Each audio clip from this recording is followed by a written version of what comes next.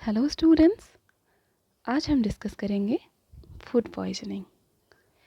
तो food poisoning term सुन के आपके दिमाग में ये सवाल तो बिल्कुल आ रहा होगा कि फूड तो हम अपने ग्रोथ के लिए, डेवलपमेंट के लिए, अपनी गुड हेल्थ के लिए कंज्यूम करते हैं, तो फिर ये फूड पॉइजन कैसे हो सकते हैं। चलिए एक एग्जांपल से समझते हैं। आपने देखा होगा गर्मियों के मौसम में, समर टाइम पर, अगर आपके घर में कोई खाना बना है रात को और आपकी मम्मी अगर भूल गए हैं उस खाने को फ्रिज में रखने के लिए, ठीक है, तो वो रात भर 6 to 7 आवर्स तक ऐसे ही बाहर रहेगा।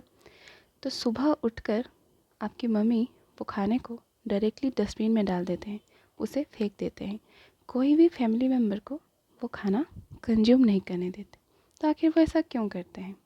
तो इसका एक बहुत अच्छा रीज़न है।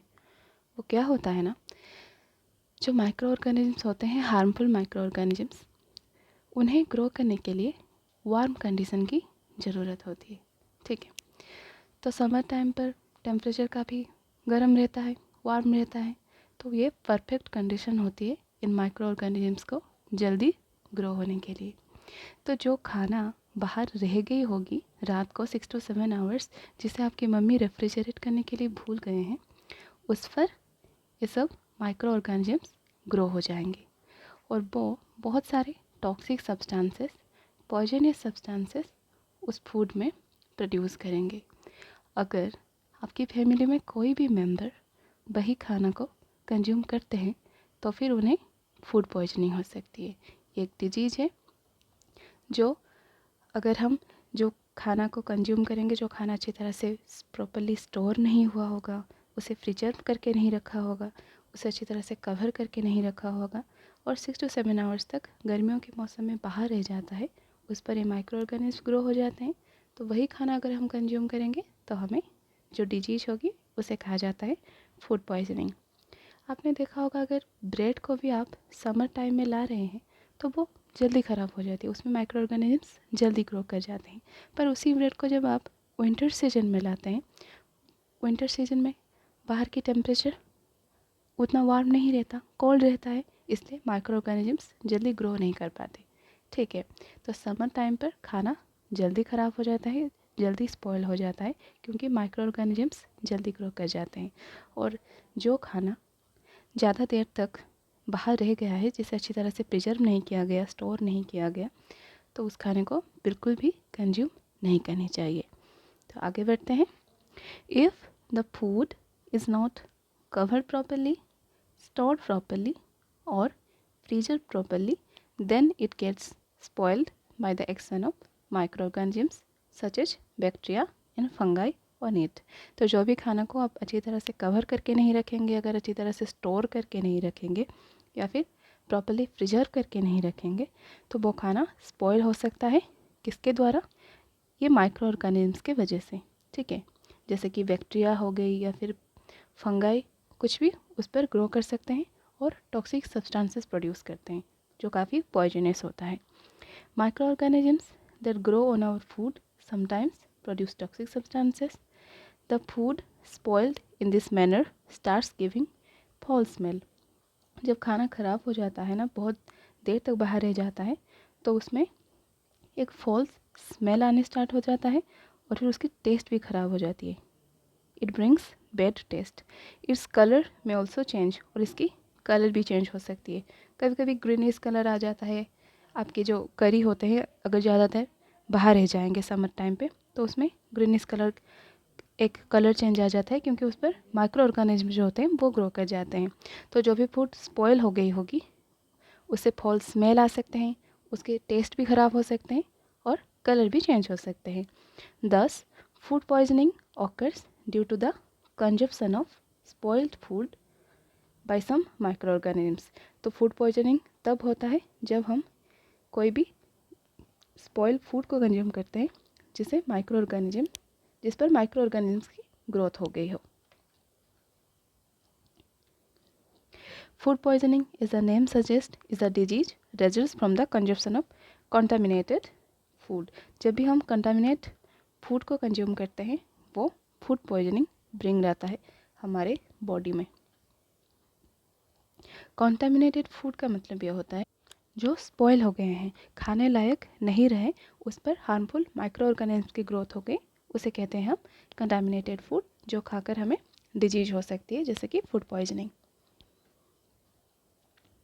तो फूड पॉइजनिंग्स की कुछ सिम्टम्स भी दिखाते हैं, जो सिम्टम्स देखकर आप समझ सकते हैं कि आपको फूड पॉइजनिंग हुई होगी, जैसे कि vomiting, nausea, severe pain in the abdominal region, आपकी पेट में काफ़ी दर्द हो सकता है, आपको डायरिया हो सकता है, डिहाइड्रेशन भी हो सकता है। It may also cause weakness, fatigue, आपको काफ़ी टायर्ड फील होगी, and damage to the nervous system, काफ़ी सिर दर्द भी हो सकती है। तो ये सभी सिम्टम्स हो सकते हैं फूड पॉइजनिंग की, जैसे कि vomiting, nausea, severe pain in the abdominal region, diarrhoea, dehydration, weakness, fatigue and damage to the nervous system. ये सब सिम्टम्स है फूड पॉइजनिंग की।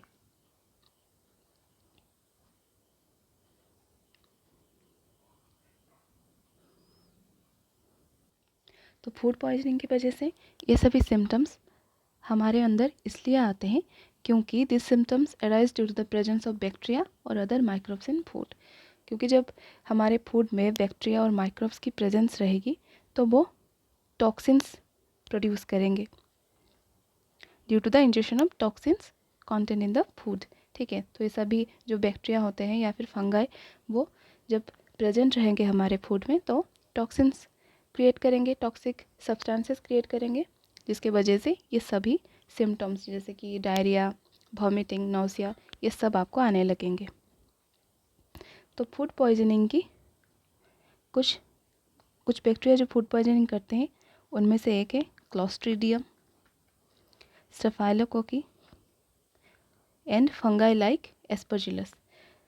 Clostridium, स्टेफाइलोकोकी and fungi like Aspergillus, ये सभी फूड पॉइजनिंग को कॉज करते हैं।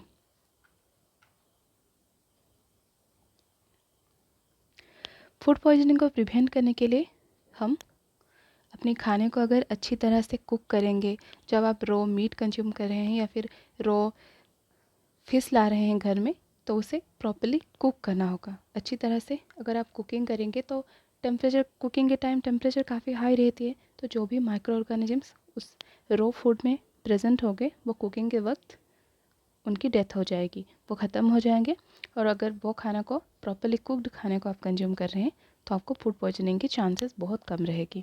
इसलिए food must be properly prepared and properly stored to prevent food poisoning.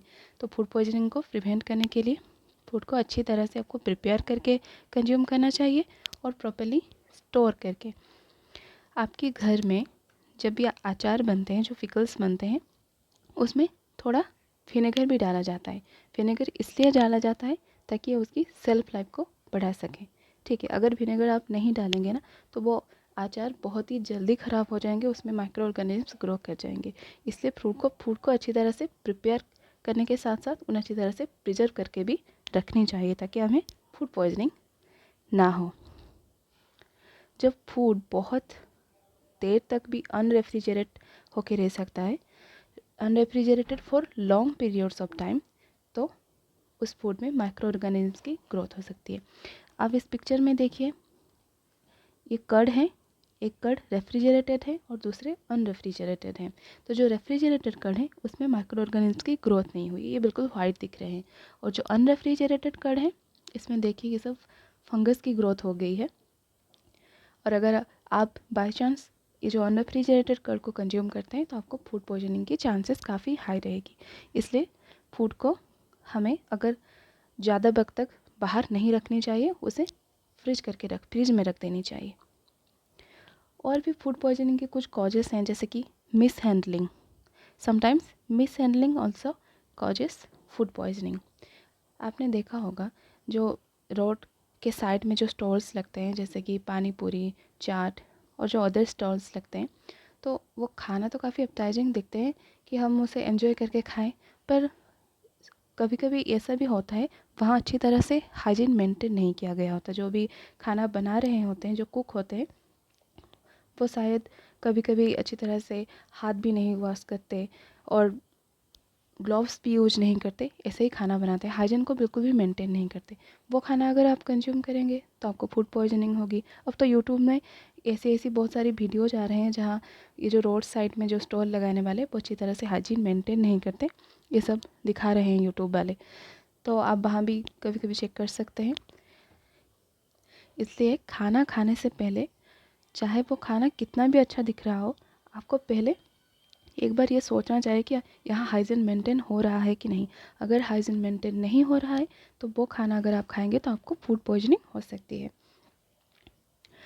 तो दोज हु हैंडल और prepare food should wash their hand to prevent contamination of food. तो जो भी खाना बना रहे हैं उन्हें हमेशा खाना बनाने से पहले अच्छी तरह से अपने हाथ को क्लीन करनी चाहिए, जो जेल्स यूज करनी चाहिए या फिर सोप यूज करके क्लीन करनी चाहिए, और ग्लोव्स भी अगर यूज करेंगे तो खाना कंटामिनेट नहीं होगा, मतलब उनके हाथ में जो भी अगर बैक्टीरिया होंगी या फिर कोई भी अगर वायरस भी होगा तो भी वो खाने में नहीं आएंगे। तो आज हमने डिस्कस किया फूड पॉइजनिंग क्यों होती है, क्योंकि अगर आपकी खाना स्पॉइल हो जाएगी, उसमें माइक्रो ऑर्गेनिज्म की ग्रोथ हो जाएगी, तो वो टॉक्सिक सब्सटेंसेस प्रोड्यूस करेंगे, पॉइजनस सब्सटेंसेस प्रोड्यूस करेंगे, और अगर वही खाना को आप कंज्यूम करते हैं तो आपको फूड पॉइजनिंग हो सकती है। तो फूड पॉइजनिंग की सिम्टम्स में भी आते हैं वॉमिटिंग, नोज़िया, आपको टायर्ड फील होने लगेगी, डायरिया, डिहाइड्रेशन, ये सब फूड पॉइजनिंग की कुछ सिम्टम्स होते हैं। ठीक है, और फूड पॉइजनिंग को प्रिवेंट करने के लिए हमें अपने खाना को अच्छी तरह से फ्रिज में रखनी होगी। अगर ज़्यादा देर तक हमें उसे रखना होगा तो उसे फ्रिज में अच्छी तरह से प्रिजर्व करके रखना होगा। खाना को अच्छी तरह से प्रॉपर्ली कुक करके खाएंगे और हाइजीन मेंटेन करेंगे। जो भी कुकिंग करेंगे वो कुकिंग से पहले अच्छी तरह से अपनी हाथ को क्लीन करेंगे, या फिर कुकिंग के वक्त ग्लव्स भी यूज कर सकते हैं, ताकि जो फूड है वो कंटामिनेट ना हो कोई भी बैक्टीरिया वायरस से, और वो हमें फूड पॉइजनिंग को कॉज ना करे। फिर मिलते हैं नेक्स्ट सेशन में। Thank you.